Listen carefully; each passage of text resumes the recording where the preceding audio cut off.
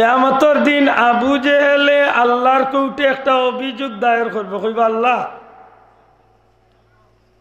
তোমার নবিয়ে দোয়া করলা দুই উমর তনে যে কোনো এক উমর ইসলামের ভিতরে ঢুকলে ইসলামের ফায়দা হইব। কথা বুঝেন যান, বিশেষ করে যুবক ভাই এন্তর দৃষ্টি আকর্ষণ করিয়া। আল্লাহ তোমার নবিয়ে দোয়া করলা যে আল্লাহ খাত্তাবর বেটা উমর আর আমি আবু জেহেল রে মেন করিয়া কইলা যে ও এই উমর ও দুইজন তনে যে কোনো একজন যদি ইসলামত ঢুকি যাইতে ইসলামের বড় ফায়দা হইব, লাভ হইব। আল্লাহ তুমি আমি আবু জেহেলের বেলায় দোয়া কবুল না করিয়া উমরের বেলায় দোয়া কবুল করলা, কারণটা কি? আমারে যদি তুমি কবুল করলি তাতে তো আজকে আমি দুজকি হইলাম নন। ই অভিযোগ দায়ের করব খে মাতল না কক আবু জেহেল খে আপনারা না মাতলে তো আমি সুবিধা হইতাম না, বুঝতাম হইব তো আমার কথা বুঝরা কিনা না না বুঝিয়া সুবহানাল্লাহ বুঝিয়া সুবহানাল্লাহ কইতে যে জায়গা সুবহানাল্লাহ লাগেও না সুবহানাল্লাহ কইতে হইব, যেন নাউজুবিল্লাহ লাগে নাউজুবিল্লাহ লাগাইতে। আবু জেহেল আল্লাহর কৌটো দায়ের করবো অভিযোগ, আল্লাহ তোমার নবী তো দোয়া করছা দুইজনের লাগি একজনের লাগিত না, যে হোক খাত্তাবর বেটা উমর আর নাইলে আবু জেহেল এই দুইজন তো একজন ইসলামে মাথা ঢুকাই দিলে ধর্ম থামাই গেলে ইসলামের লাভ হইব, ফায়দা হইব। আমি কিতা দুষ করছিলাম? আমি আবু জেহেলের ব্যাপারে দোয়া কবুল না করিয়া তুমি খাত্তাবর বেটা উমরের সামনে দোয়া কবুল করলে।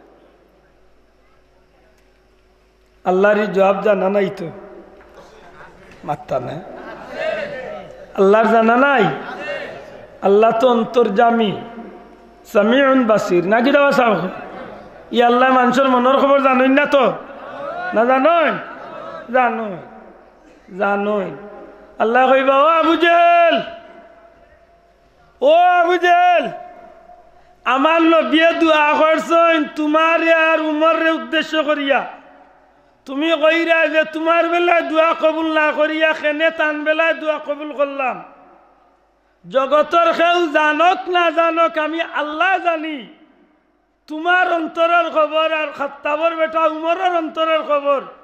হযরত উমরের ভিতরে ওখান আছিল, উমর রাদিয়াল্লাহু তাআলা আনহুর মন ওলা আছিল মুহাম্মাদুর রাসূলুল্লাহ সাল্লাল্লাহু আলাইহি সাল্লামে যদি সত্যখান আমারে বুঝাইলেন তাইলে আমি বুঝিয়া না বুঝার বান করতাম নাই, আমি উমরে সত্যখান লোক ধরিয়া ইসলামের ভিতরে আমি মাথা ঢুকাই দিব।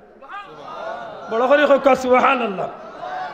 আর তুমি আবু জেহেলের ভিতরে আসিল মুহাম্মাদুর রাসূলুল্লাহ যদি বুঝাইতে বুঝাইতে কিবারে সান দুই টুকরা করিয়াও যদি আমার হাত দিলেন এর বাদে আমি কইম আমি বুঝছি না, অর্থাৎ তোমার কলিমা আমি গ্রহণ করতাম না। তোমার অন্তর আসিল ই নবী যত সত্যগান বুঝাক তুমি কান গ্রহণ করতা নাই, কেনে বলে তোমার নেতৃত্ব তোমার নেতাগিরি যাইব কি, তোমার যে সমাজে মানুষের সম্মান দেরি সম্মান তোমার যাইব কি, ওখান চিন্তা করিয়া তুমি হজাক গুম রইছ।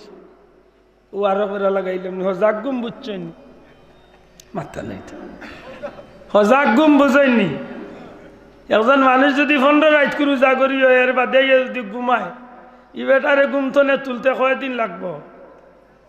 একবার দুইবার তিনবার 10 বার ডাক দিলে এই মানুষ যত উজা করি ঘুম ভাঙবই না, ভাঙতো নাই মাথো কোয়া। সত্যিকার ঘুম হইলে ঘুম ভাঙবো নি? ভাঙবো। আর যদি কোনো বেটা নিয়ত করিয়া ঘুমায় যে আমারে চাচা আস্তা রাইট ডাকো আজকে আমার বাপর ঘরের ঘুম ভাঙতো নাই, মাথই না খেনে বেটা ইয়া জিজ্ঞাসিল তোমার আব্বা বাড়িত নি? ছোট বাচ্চা ঘরে গিয়া কইল আব্বা চাচা আইসেন না বাড়িত? বলে কিতা কইছেন? বলে জিজ্ঞাসেন বাড়িত নি? বলে গিয়া কইছে আব্বা বাড়িত নাই। সাবাল মানুষ গিয়া কইল চাচা আব্বা কইছেন তাই বাড়িত নাই।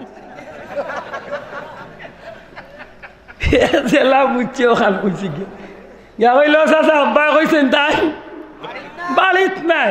সজাগ গুম যে গুই ঘুরে জীবনেও গুম ভাঙাইবার সুযোগ নাই। আল্লাহর দোয়াই দিয়া কই আর আল্লাহর ঘরের সামনে বইছি মন খান্ডে হযরত উমর রাদিয়াল্লাহু তাআলা আনহুর মতো সত্যখান আমি নিতাম ওখানটা ও মন খান আল্লাহ আমরা তৈরি করার তৌফিক দিতা।